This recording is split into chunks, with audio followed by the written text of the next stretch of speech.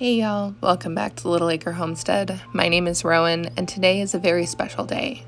After many, many years, I'm attempting to make my Grandma Roma's potato soup. Today is Samhain. This holiday can be celebrated in many ways, and it can be a deeply personal experience for every individual. For me, Samhain is a day to honor those who came before me, who left before me, and who shaped me into the person I am today. Who better to honor than my Grandma Roma, who raised me, who taught me to cherish nature and cooking and all that the universe has to offer, who made potato soup for me on cold Iowa winter nights. This dish is the reason I work so obsessively to preserve recipes.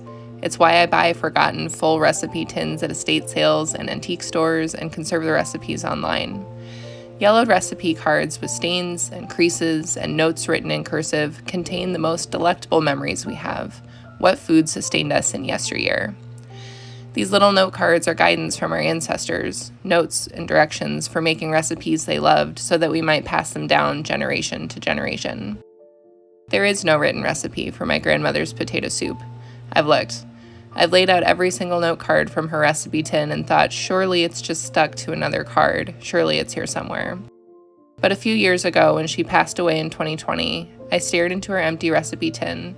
I'd pulled out all the cards and strewn them around me on the floor like receipts for memories I would have exchanged for just one more taste of her potato soup. Then I knew there was no card for this recipe. After she was no longer able to cook, I told myself over and over that I'd try to make potato soup someday. I actually tried once nearly a decade ago. I used the wrong kind of milk and it ended up being sweet instead of savory. Phil, bless his heart, tried to make me feel better by eating his whole bowl, but it did little to ease the longing I felt for the comfort of my grandmother's cooking, and I remember cleaning up the kitchen and throwing out the leftover soup in tears. There's no one left to ask for the recipe. My siblings were too young to remember how to make it. My grandmother's brother and her family have all passed on. I recently rekindled a friendship with someone who knew my grandma, but she doesn't know the whole recipe.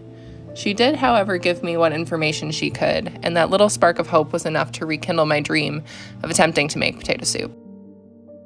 She said that Grandma Roma cooked the potatoes in just enough water to cover them.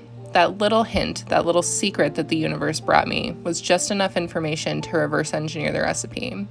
Too much water would make the soup bland and too runny. Draining the starchy water would simply leave you with mashed potatoes, and neither of those were right. They weren't Roma's recipe. I had my tiny shred of confidence and a note card filled with question marks and every scrap of a memory I could dredge up about this soup. I remember standing over the kitchen sink at 5 years old, holding a potato in my left hand and wielding a peeler in my right, doing my best to keep up with Grandma as she made quick work of the potato peels with a paring knife. I remember the sulfur sting of a crisp white onion. I remember cranking a manual can opener with my little kid might and finally prying away the metal lid of a can of evaporated milk. I remember how good the kitchen smelled when I came inside with rosy cheeks and snow caked into my pink mittens. Most of all, I remember how this soup made me feel. Warm and cozy and loved. Today, as I stand in my kitchen in complete disbelief that I was able to recreate my grandma's potato soup, I am overwhelmed with the same warmth and coziness and love. How lucky I am to be able to share this moment, this recipe, with my family. Thank you for sharing this incredible moment with me at Little Acre Homestead and for subscribing, and I'll see you again very soon. Blessed Samhain.